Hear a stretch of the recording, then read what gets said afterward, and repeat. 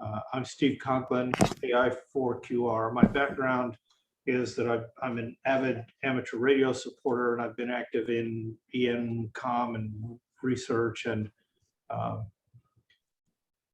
but I also have decades of experience in nonprofits, and particularly with children's theater and other communities, where I've gained knowledge about recruiting and sort of inclusiveness and how to build communities. So what is the problem that we're talking about here? The problem is that the demographics of amateur radio are somewhat skewed, and some people don't think that's a problem, but other people do. Typically, the people who don't think it's a problem are the people in the demographic that's most represented in that hobby. And I would say that this extends also not just into amateur radio, but into technology and other radio-related fields, including even NASA and other related technical areas. Now, Michelle did a presentation last week on this, talking about what the demographics of U.S. amateur radio licensees are, and that's a really good presentation, and I recommend it. I know everyone here saw it last week.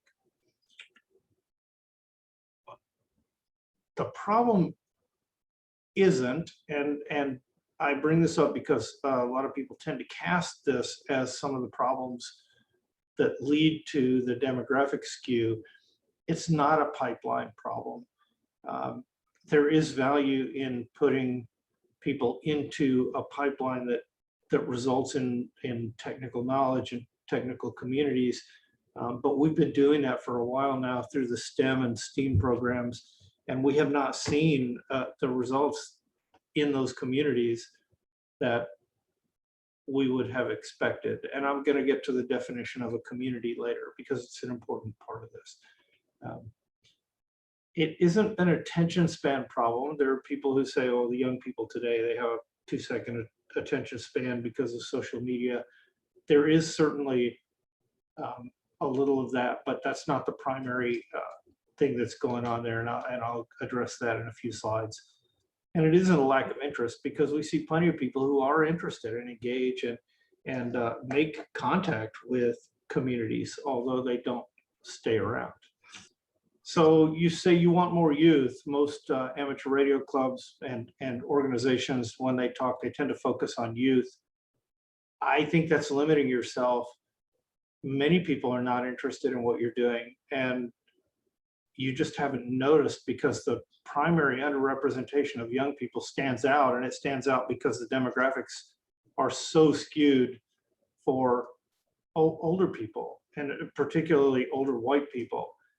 When I joined my local ham club in the city we just moved from, I was being congratulated as being one of the youngest members in the club, and I was 45 years old.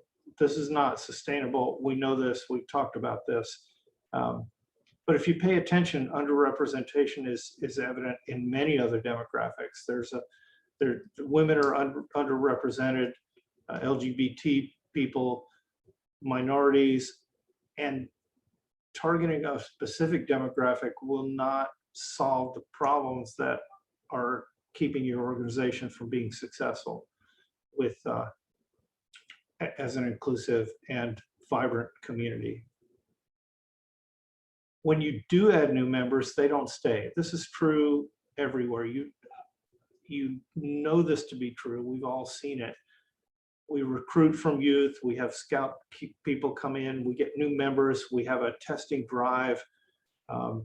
We see, I mean, a specific example is that I'm a VE. We tested and passed 20 some odd Boy Scouts. They all came to a couple of meetings, and then we lost all but 2. Even those 2 were gone after 6 months. They just don't stick around. Now, there's a difference between a 12-year-old who does maybe have limited attention span for what they're focusing on and slightly older people. That I will acknowledge that.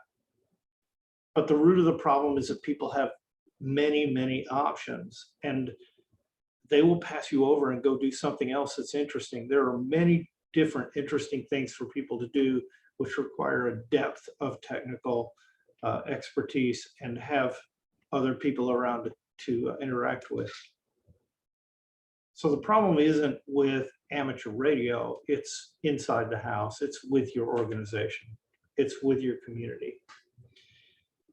Now, I don't want to cast aspersions on this community, I don't know much about it, but this is a very generalized statement that is true in a lot of places, and we'll get into some of the details of that.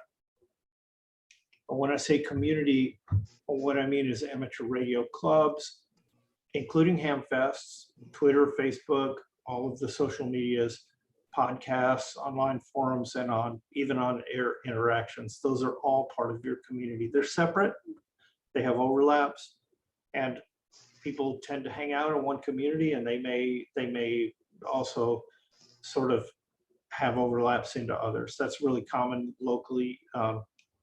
You have one or two ham clubs, various repeater groups, and Facebook groups.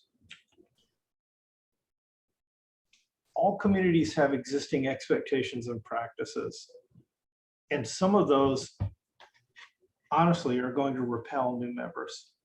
They are just not going to tolerate the sort of things that are built in as part of the normal practices of those communities. In the amateur radio community, those include, to various degrees, these are not in any order, jargon, gatekeeping, which we'll define in a few slides, demeaning humor, including things like XYL, YL, oh man, and wife jokes about, is your wife going to let you buy that radio kind of thing. Those are particularly offensive to a lot of people because if you demean someone, in their eyes, if you demean someone while they're not there, then clearly you could demean them when they're not in your presence as well. All right, so this is the next item, a lack of participatory meetings and activities. We'll get into that. And special treatment for youth and women.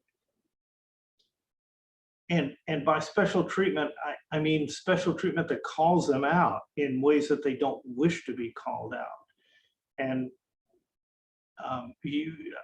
anybody here who's been on HF has seen the fact that women on phone attract a lot of attention, and people remark on the fact that it's uncommon to see a woman, and it's not even uncommon for people to put women on the mic on field day because it helps make contacts. But what you find if you talk to a lot of women is that they prefer digital modes because they're anonymous and they don't get called out, and it just levels the playing field for them. And so we have to be mindful of the fact that some of the special treatment is unwanted, and special treatment should be initiated or set up only with the participation of the people that it's targeting. So jargon, not a lot of time needs to be spent on this. This is particularly kind of hard for newcomers to get through Q codes. Elmer, old man, YL, and XYL are offensive to a lot of people, and there is really no need to use them except as a sort of an inside reference that's part of the sort of membership of a club, and I think we should just let these go. They're deeply offensive to many people, and they're not important to the fundamentals of amateur radio. Gatekeeping is a big topic. I encourage you to go look it up and do some more research. There's a link down here where there's a discussion of a lot of different manners of gatekeeping that take place in ham radio. But the basic categories are, the first is you're doing it wrong. it's like I was licensed back when I had to pass 4 elements, right? I had to pass 30 words per minute or whatever. Even correcting people's spelling, criticizing the way that they're doing ham radio, criticizing the types of radios that they're buying. There are technical reasons, yes, why some of the Chinese radios are not ideal, but you shouldn't make people feel belittled or excluded because of that. I've been at a meeting where a card counter for DXCC was publicly shaming someone who had their cards because they were digital modes. This is unacceptable. That the hobby can be so many things to so many people that to narrow that it is just wrong. Common manners of belittling, this happens across all kinds of technologies. I can't believe you don't know whatever. I can't believe you don't know that SWR is whatever, or that you can, well, actually, you know, actually you don't have to have an SWR one-to-one. It's a way of minimizing another person's knowledge and participation, and it'll drive people off. There are much better ways to interact with people and include them and bring their knowledge up without shaming them, especially in public. We exclude people.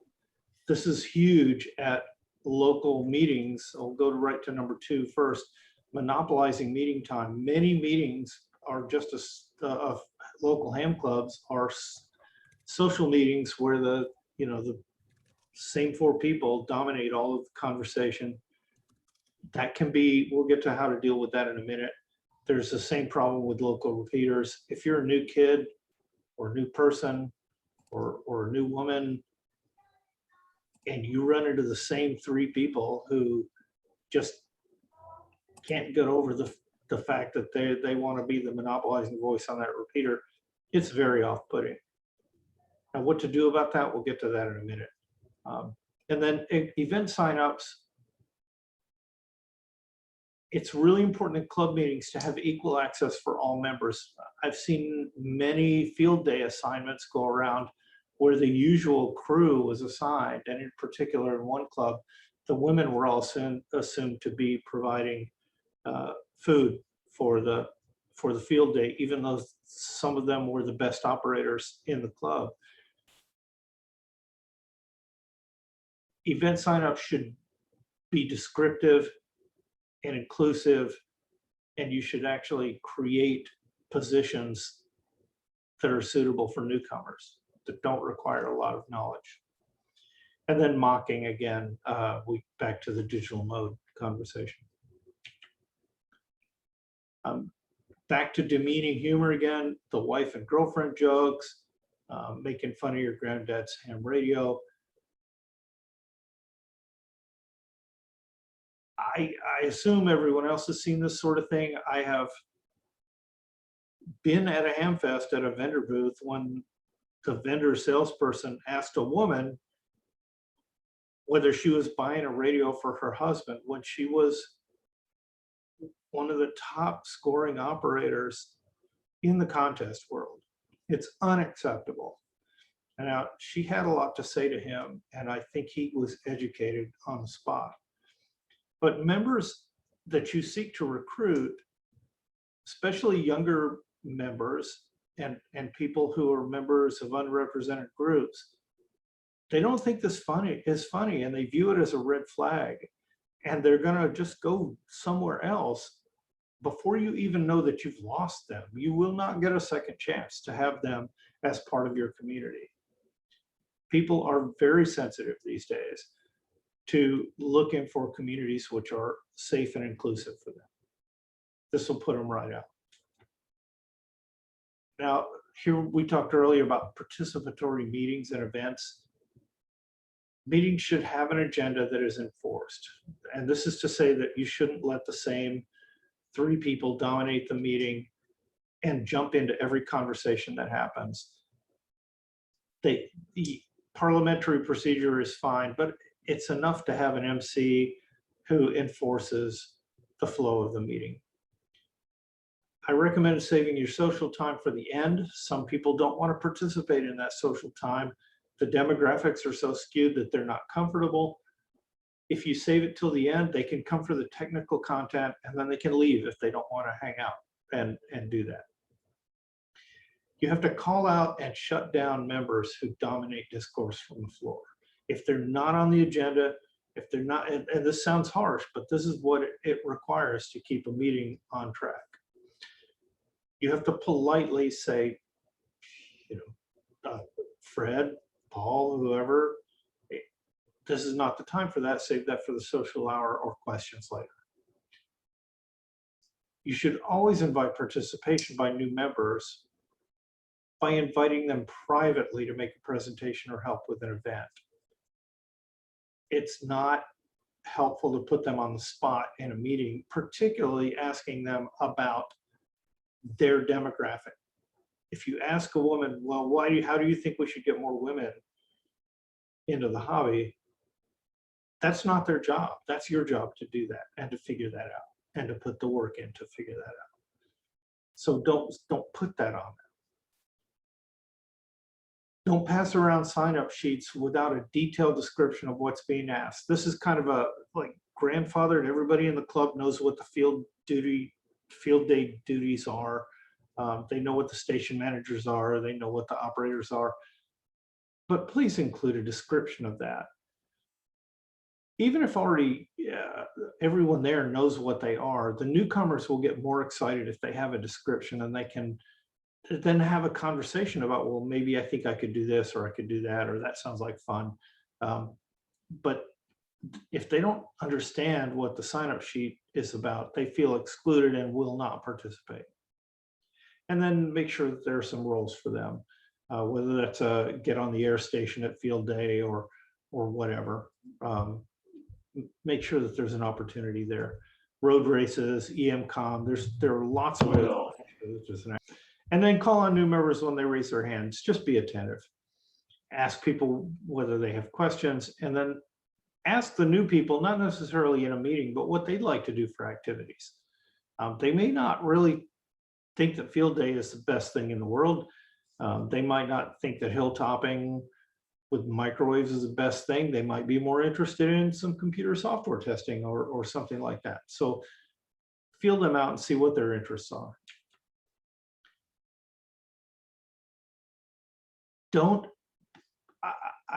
Just don't give people special treatment in ways that call them out or make them negative. Don't make a point to welcome new members, specifically as young, as women, or in any way different than most club members. It's like, it's insulting. It points out the fact that you do have a demographic problem that you're trying to deal with. Just include them. That's all you have to do. And then special events only for a subset of the community. Well, youth and scout events are fine. They're normal. And interest groups are fine, right? People who want to do CW or a fox hunt or phone or EMCOM.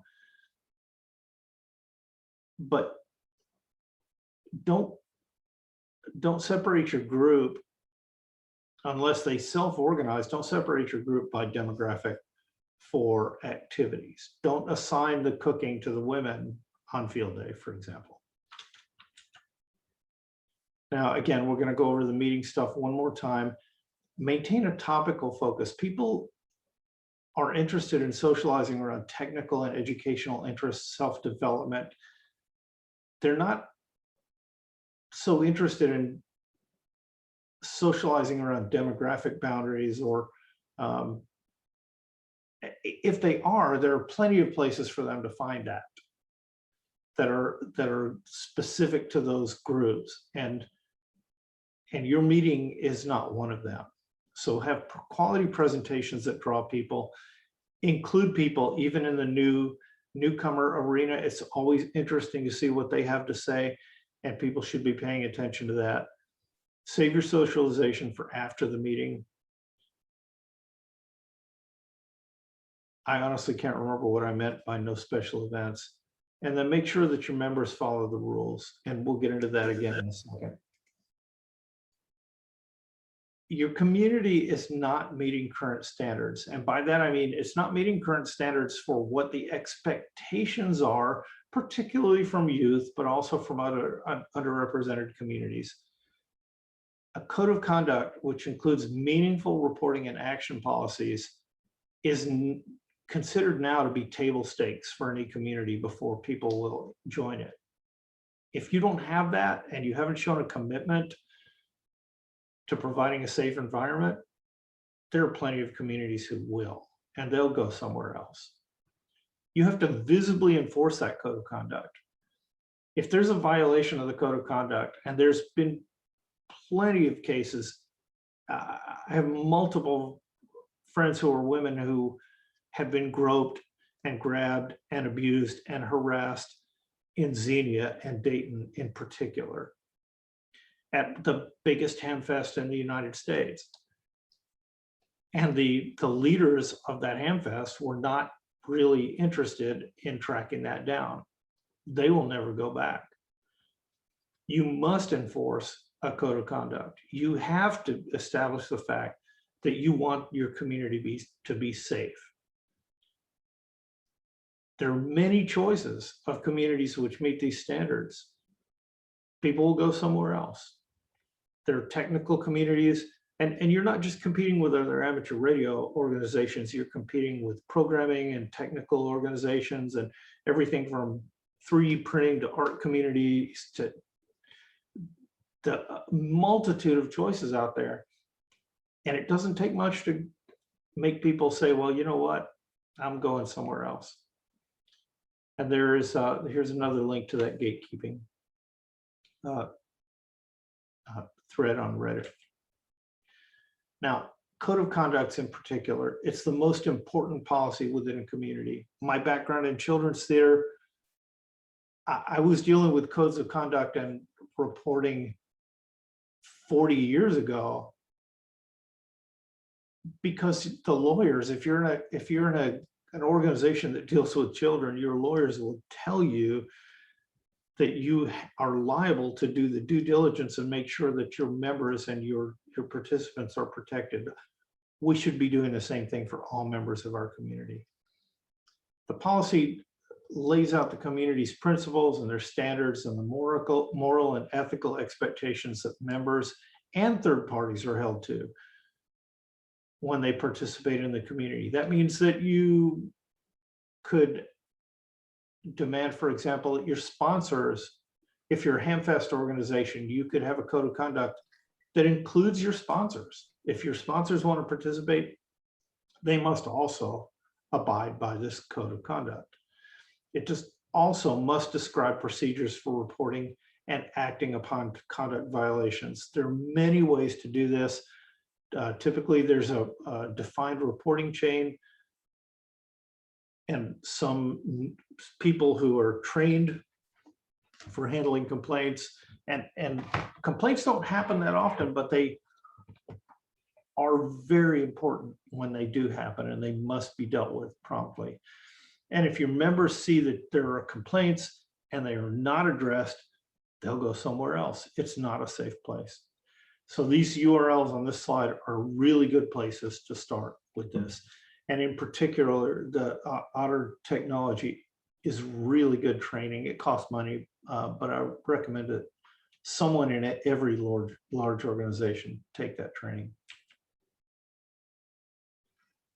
Again, we'll talk about zero tolerance for code of conduct violations. You have to enforce your codes of conduct.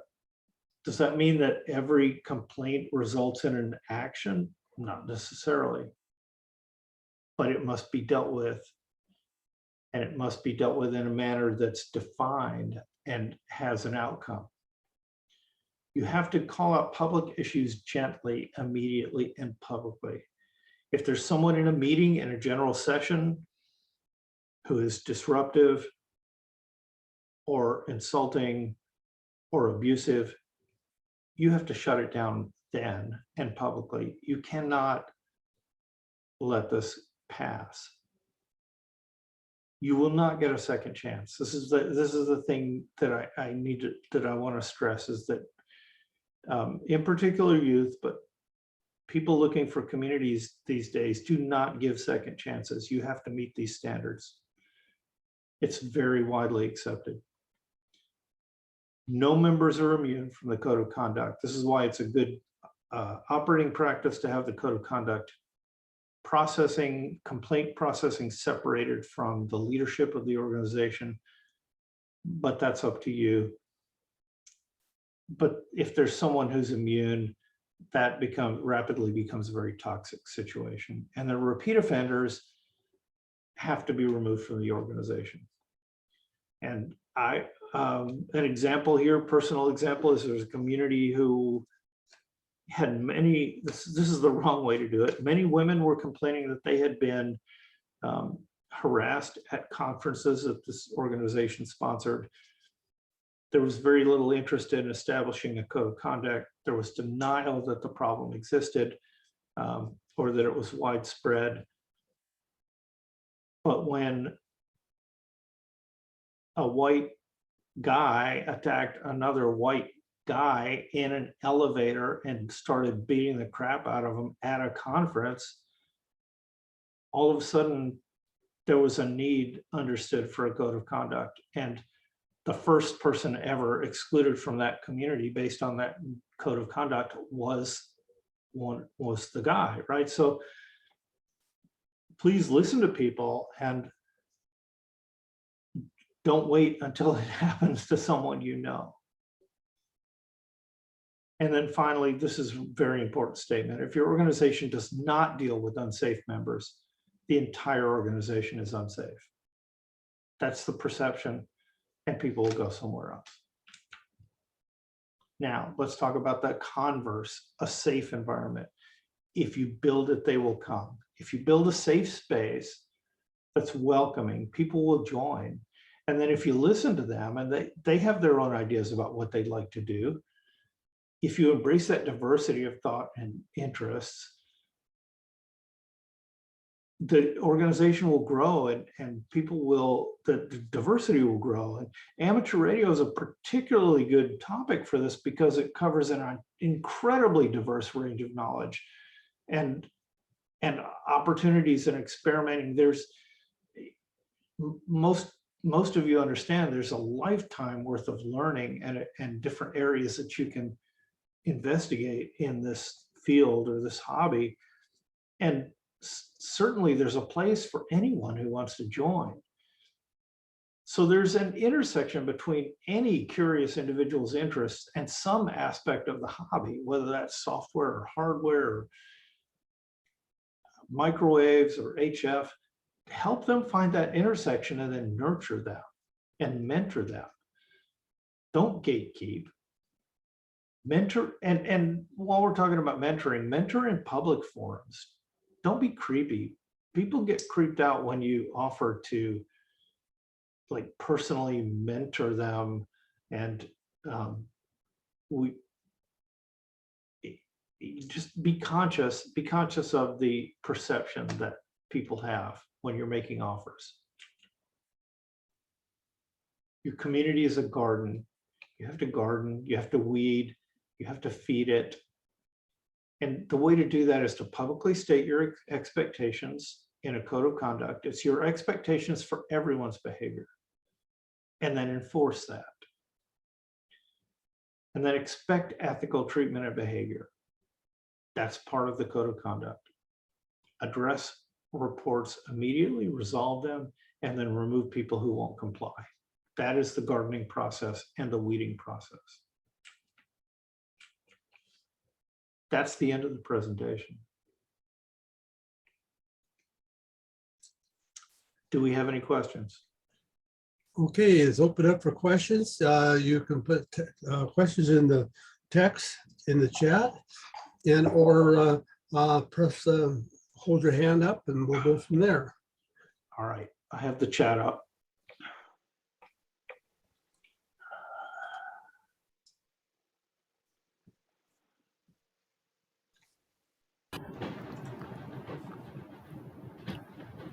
Okay. some of these are not questions. I'm going to skip all the ones that are just statements. Yeah, I agree. I'm not saying this is going on everywhere, but it does exist. It exists in a lot of places.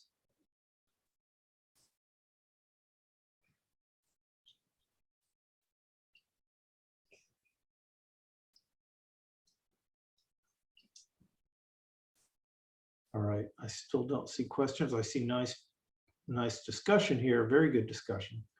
Yeah, BSA youth protection training at a minimum when dealing with youth is very important. And everyone, I think I was a scout leader for many years. I highly recommend that what they call the too deep leadership, to never have a single leader alone with children or alone with youth, is very important. I think the same process could be applied to things like youth lounges and others at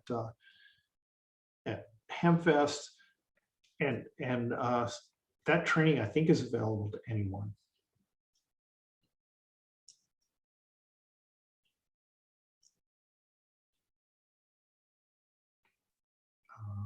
Another statement.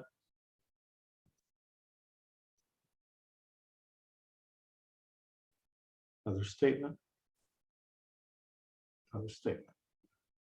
How do we reconcile the legacy of ham radio with a lot of the jargon with some of these concepts? Well,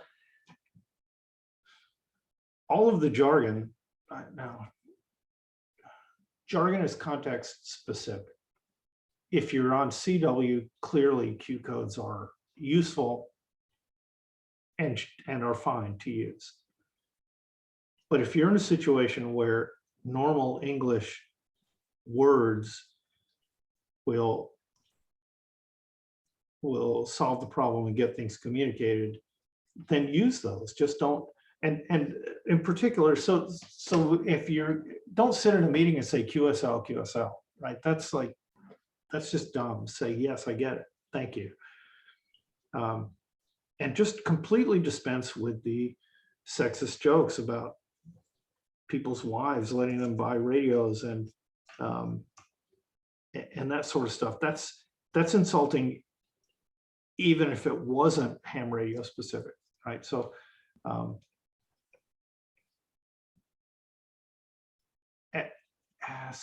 yeah, the legacy of ham radio, well, let's not confuse jargon with just demeaning jokes. Keep the jargon in the appropriate place is my advice. Scrolling down. Yes, always be open to youth ideas. Let them express and grow with the group. However, let me say, to go back to one of the early slides, it's not just youth. If you have other groups, other demographics in your group, listen to them as well. Because there's a huge potential here for amateur radio to bring in lots of technical people from all across fields that are in the, not 12, but they're in their 20s and 30s. And a good example here is that DEF CON, which is a security conference that happens in Las Vegas, it was every year until COVID, has had world record-setting ham exams where 200, I think 350 people passed their amateur radio exams. And they're coming into the hobby because they're interested in software-defined radio and hack RF and other sorts of all this work, this golden age of technology that we live in. And then they meet this world of, what most ham clubs do, which is contacts and local repeaters and field day and HF. And it's just not so interesting to them. And so they wander away. And yet, especially for people who are in microwave, there's a lot of interesting technology going on that could be shared with them.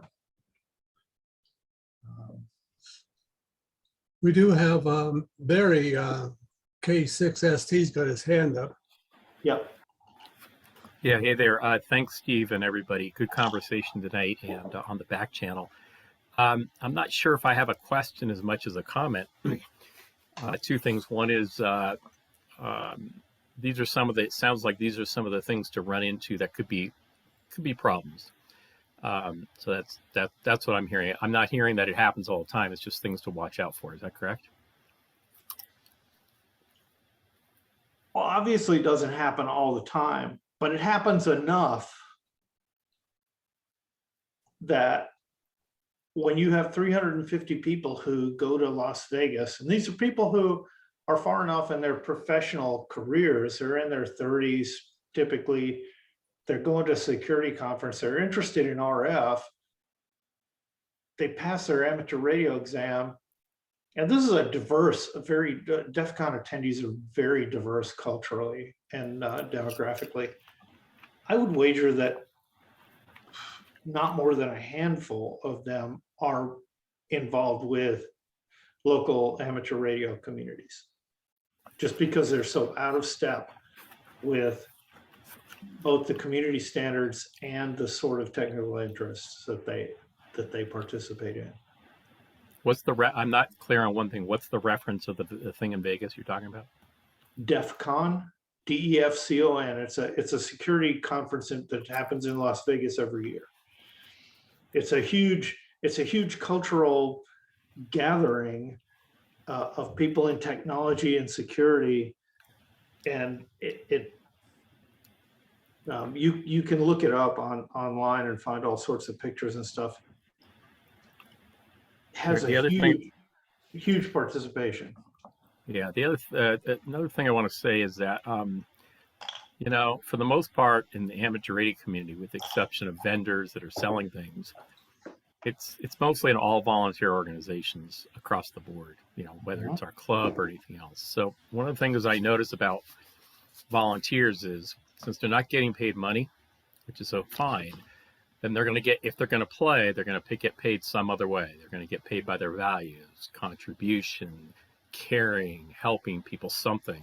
So I find out here in Nevada with the youth, I find that when I can tap in, have to have a conversation with people and find out what that is, they tend to show up more and care more. That's one of the things I wanted to mention.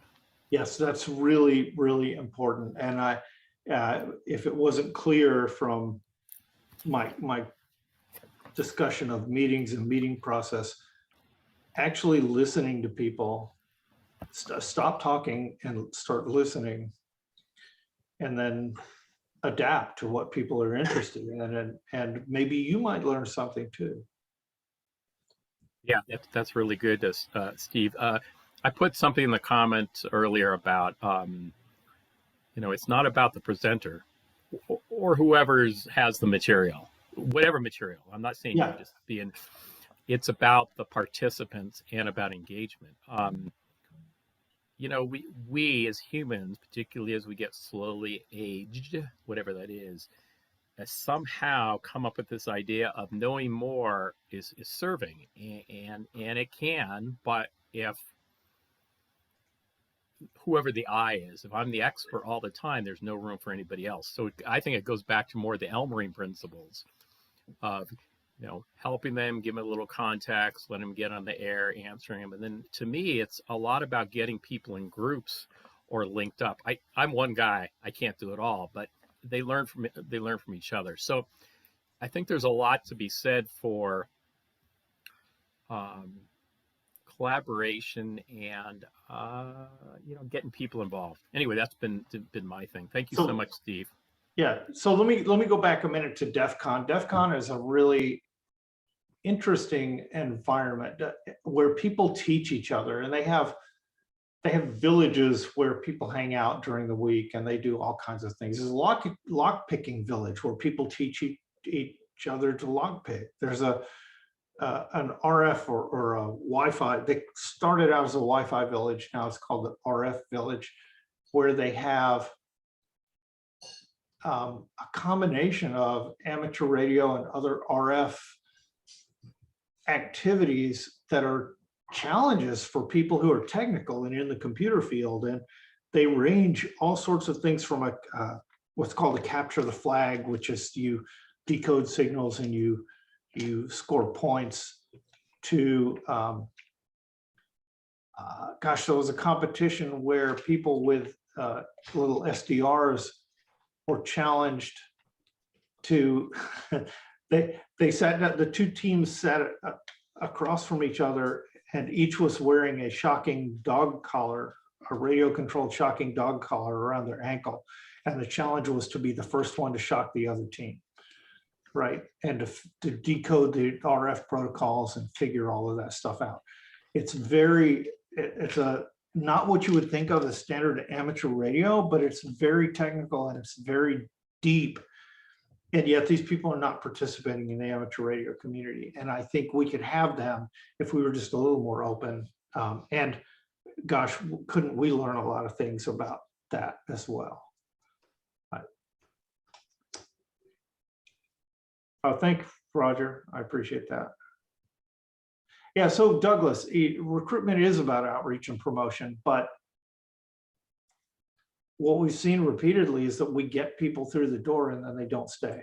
I mean, that's what I've seen. I've seen it in several local clubs. We have the scouts come in, we have the youth lounges, even if we get people tested and they pass and get their exam, they don't stick around.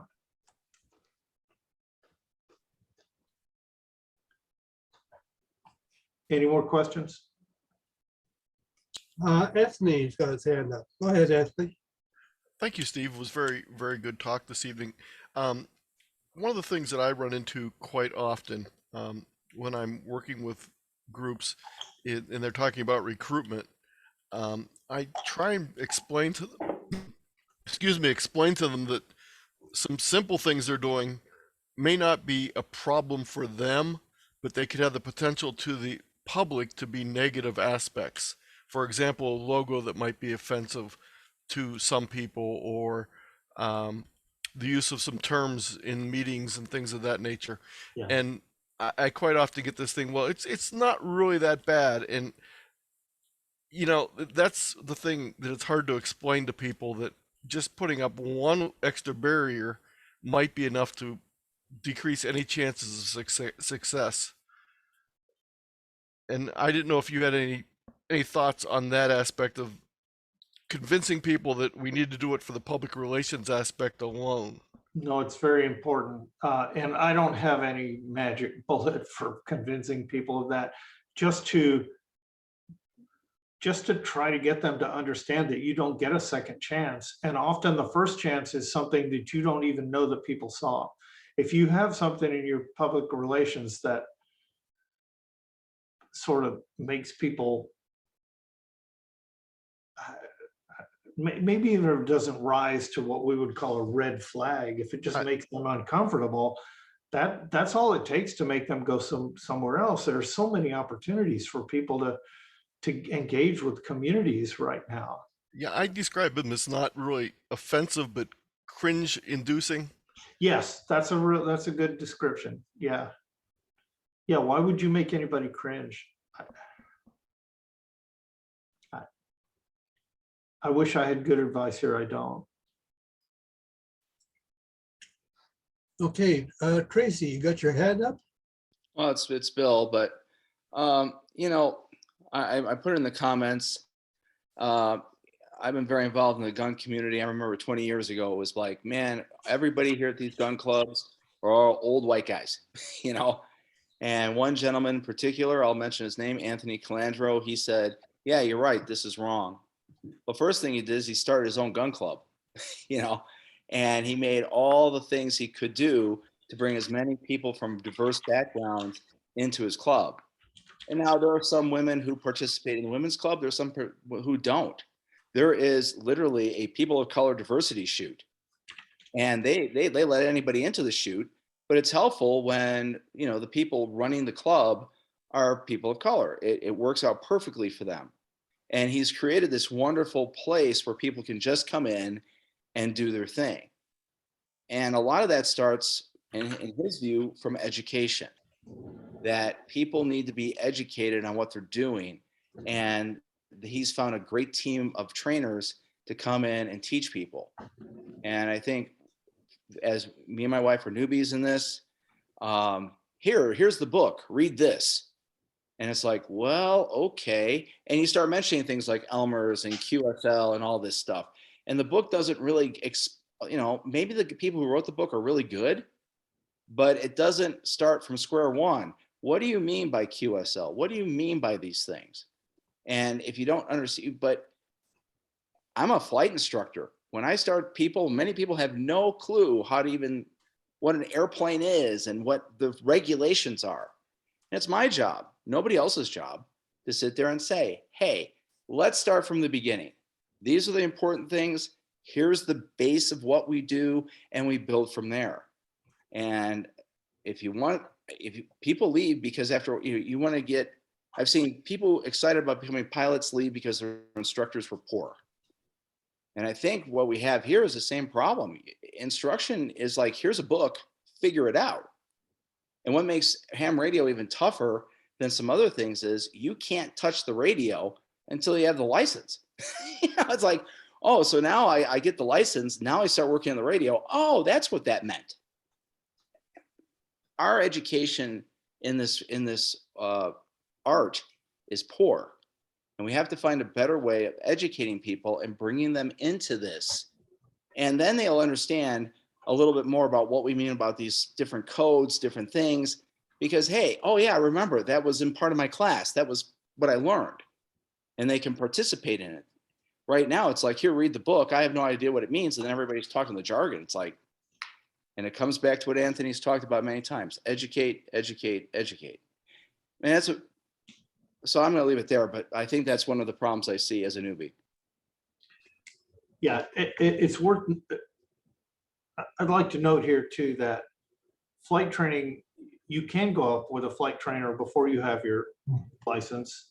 That's part of the training process, and learn all the things you need to do. And it is possible to actually get on mic, get on the air if you don't have a license, if you're under a control operator on a station. And that's not a part of the intake to the hobby that we emphasize, and I think maybe we should.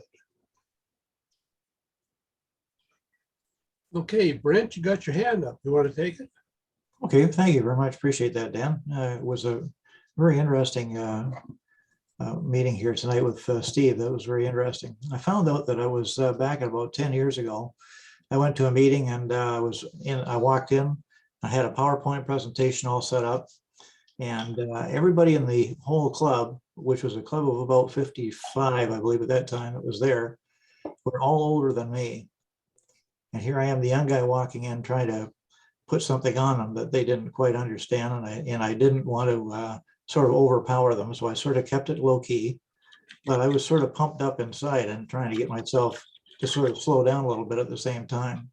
But I did find out that, if you just go in with an attitude of being very cautious about who you're surrounded by, and with all the knowledge that you have surrounding you at all times, that I was learning more from what I was talking about to them as they were putting into me. And so I came home more enthused because I learned more from what I was actually talking about, that they injected more ideas into me that I could pass on to the executives or the people that I was working for. So it's sort of a two-way street when you're doing these sort of things, and you just have to be able to, sort of look at what you've learned. And I had an hour and a half trip home, so I knew I had lots of time to sort of digest what I was learning and listening to. And when I got home, I wrote it down so I wouldn't forget it. But it was just an amazing meeting. And I understand what you're saying about being very watchful of the code of conduct, because I tried to treat everybody as the same. And they treated me the same too. It was very, very, very professional. And I was amazed. And I mean, because I'm standing there and I'm like 55, and these guys are well over their 60s. And they're a great group of guys, and they still are together. There's a few that have passed on, but, and I just learned so much from them. But it was all in the way you present yourself and the way that you sort of get the group together and let them sort of pile things on you at the same time. But thanks so much, Steve. It was great. And nice. You're welcome. Thanks, Dan. Okay, quite welcome. K6ST, Barry, you're back on. Go ahead. Yeah. Two things. One, thanks, Dan. Two things. Somebody mentioned about control op could be hard with COVID.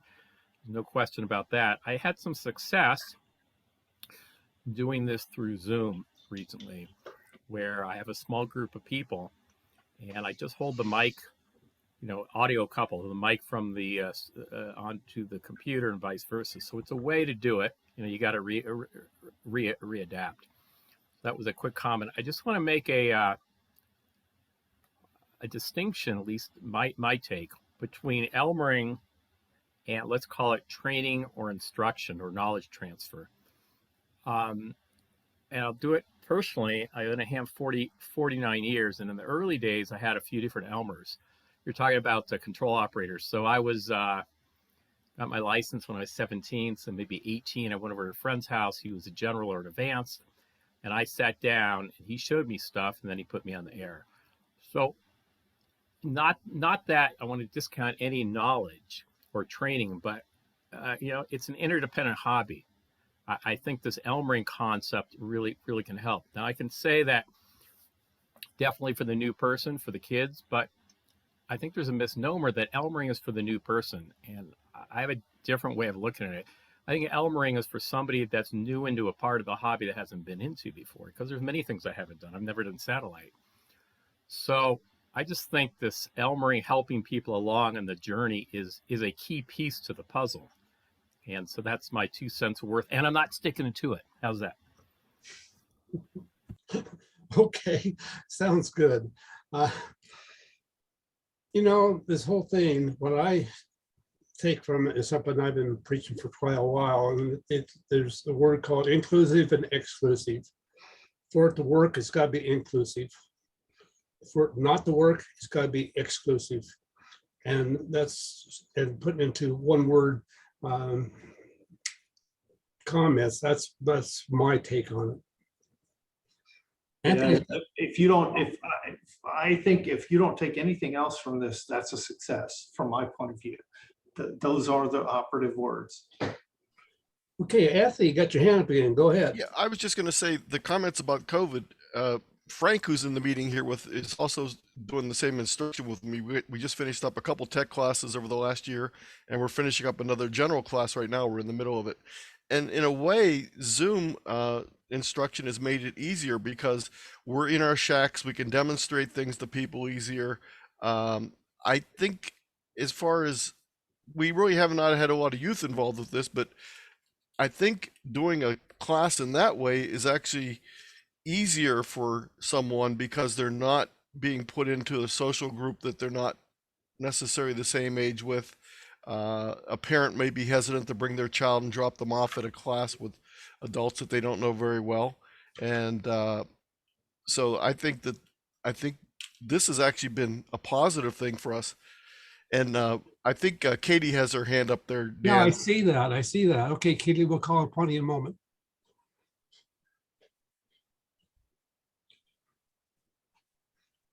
Okay, Katie, you want to go ahead and speak?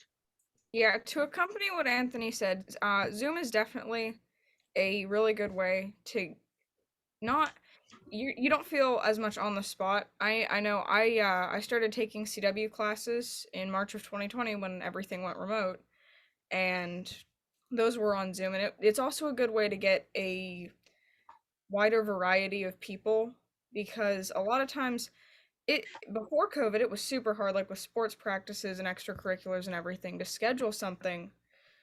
But COVID, I mean, it definitely helps reduce some of that. But Zoom is also, instead of being limited to what you have in your community, like geographically close to you, you have the whole US, the whole world. So it's definitely helpful that way. Thank you. Go ahead, Steve.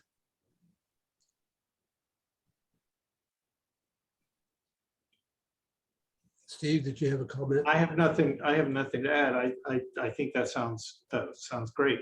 I mean, the fact that I'm here in this meeting talking with all of you is sort of a testament to how Zoom and Zoom meetings can help spread the sort of geographic diversity.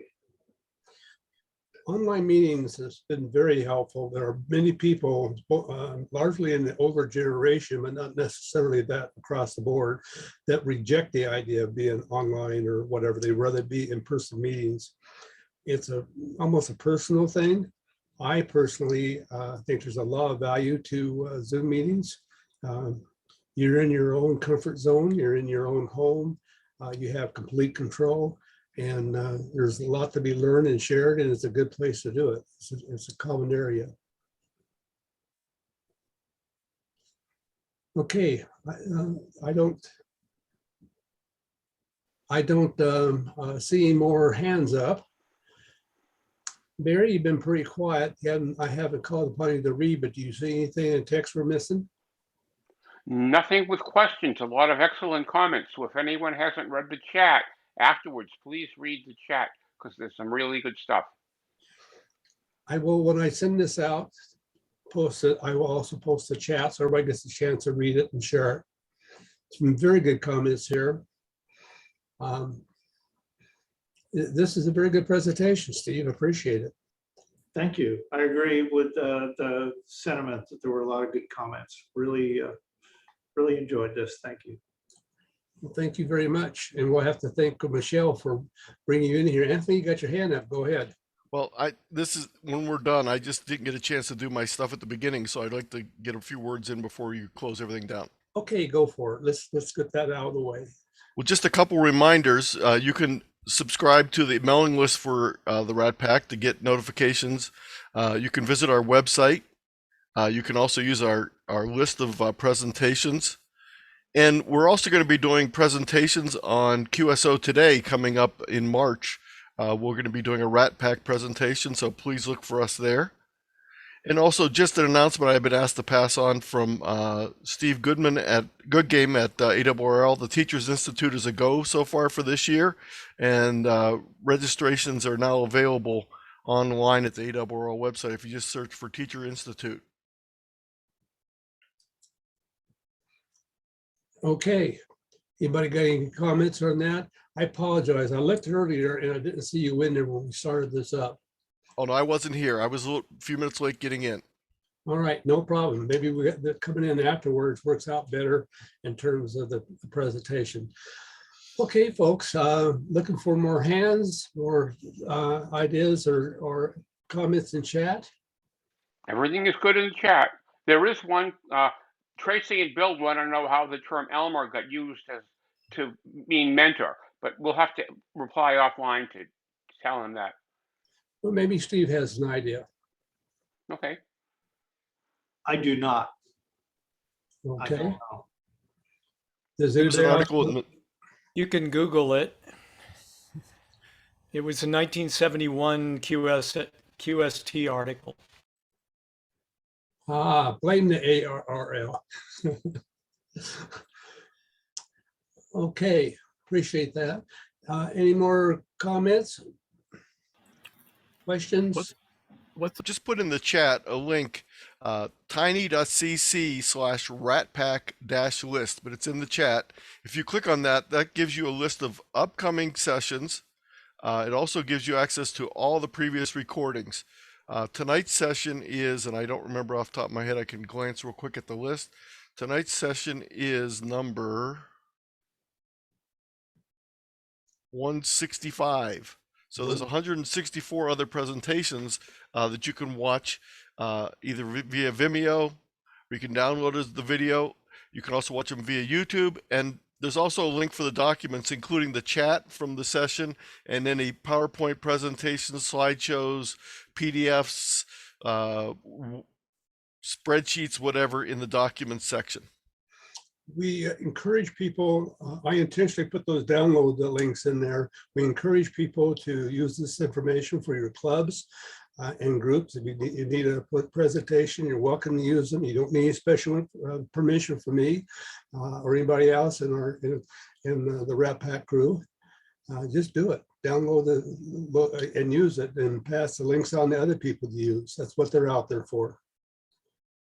And if you have a topic that you'd like to have us discuss at an upcoming meeting, we're open to suggestions, and there's a link on our website that'll get you to a form that you can fill out to either suggest a speaker, suggest a topic, or to volunteer to do a presentation. So that, again, is on our webpage. And on that link I put out, right at the top of it, there's a link to our webpage that you can click on there for the RATPAC website. I'll also put that in the chat. Thank you all for coming. Yes, thank you very much. We'll close it down at this time. And for those that's coming back tomorrow, look forward to seeing you.